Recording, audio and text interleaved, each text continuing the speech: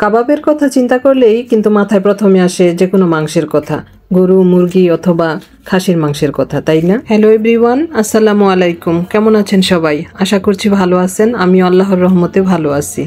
এতক্ষণে হয়তো বুঝে গিয়েছেন আমি আজকে কি রেসিপি করব।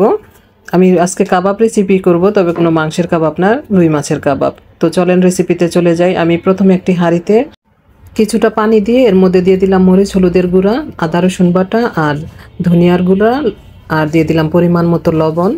তারপরেই তো দিয়ে মাছগুলিকে আমি প্রথমে সিদ্ধ করে নিব। মাছগুলি এর মধ্যে আমি দিয়ে দিলাম। মাছগুলিকে উল্টে পাল্টে ভালো করে সিদ্ধ করে নিতে হবে। মাছ যখন সিদ্ধ হয়ে যাবে তখন আমি পাতিল থেকে মাছগুলিকে তুলে একটা প্লেটে নিব এবং ঠান্ডা হয়ে যাওয়ার পরে কাটা বেছে নিব। কাটা এবং উপরের দিকের যে চামড়াগুলি থাকে এগুলিকে বেছে আলাদা করে নিব। পিওর মাছটাই লাগবে আমার কাবাব করার জন্য, তো খুব সাবধানে কাটাগুলিকে আলাদা করে নিতে হবে, আর নয়তো কাবাবের ভিতরে কাটা লাগলে খারাপ লাগবে, দাঁতের নিচে লাগবে। এই তো এরই মধ্যে আমার কাটা বাছা কমপ্লিট। তারপর নিয়ে নিলাম ধনিয়া পাতা কুচি, পেঁয়াজ কুচি, তারপর মরিচের গুঁড়া, তারপর দিয়ে দিলাম হলুদের গুঁড়া, ধনিয়ার গুঁড়া, তারপর জিরার গুঁড়া, তারপর চিলি ফ্লেক্স, আর দিয়ে দিলাম গরম মশলা। তারপর দিয়ে দিলাম 1 টেবিল চামচ পরিমাণ কর্নফ্লাওয়ার, 2 টেবিল চামচ পরিমাণ বেসন।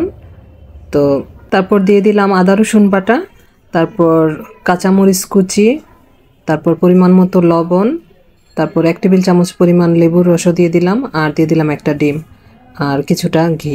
ঘিটা দেওয়ার চেষ্টা করবেন, তাহলে সুন্দর একটা ফ্লেভার পাওয়া যাবে কাবাবের ভিতরে। তো তারপর ভালো করে মেখে নিব। একদম ভালো করে যখন সব কিছু মিক্সড হয়ে যাবে, ভালো করে মাখানো হয়ে যাবে, তখন আমি কাবাবের শেপ দিয়ে নিব। এই তো পুরোপুরি মাখানো কমপ্লিট হয়ে গেছে আমার এর মধ্যে। তো মাখানো কমপ্লিট হয়ে যাওয়ার পর আমি হাতের মধ্যে কিছুটা ঘি মেখে তারপর কাবাবের শেপ দিয়ে নিব। কাবাবের শেপটা তাহলে স্মুথ সুন্দর একটা শেপ আসবে, আর ভাজার পরও দেখতে ভালো লাগবে। আমি হাতে ঘি মাখিয়ে নিয়েছি, আপনারা চাইলে তেল মাখিয়ে নিতে পারেন। তো এভাবে আমি একে একে সবগুলি কাবাব বানিয়ে নিব। খুবই মজার একটি কাবাব, তো খাওয়ার সময় বোঝাই যায় না এটা যে মাছের কাবাব খাইতেছি। বাসায় একবার এইভাবে আপনারা ট্রাই করে দেখবেন, খুবই ভালো লাগে, খুবই মজাদার একটি কাবাব। তো এর মধ্যে আমার কাবাবগুলি সব শেপ দেওয়া কমপ্লিট হয়ে গেল। আমি ভাজতে চলে গেলাম। প্রথমে একটি প্যানের মধ্যে আমি তেল গরম করে নিয়েছি, তারপর আমি সবগুলি কাবাব এইভাবে ভেজে নিব। তো যারা আমার ভিডিওটি ফেসবুক থেকে দেখছেন তারা প্লিজ আমাকে ফলো দিয়ে আমার পাশে থাকবেন, আর যারা ইউটিউব থেকে দেখছেন তারা আমাকে সাবস্ক্রাইব করবেন, লাইক কমেন্ট শেয়ার করে আমাকে সাপোর্ট দিবেন প্লিজ।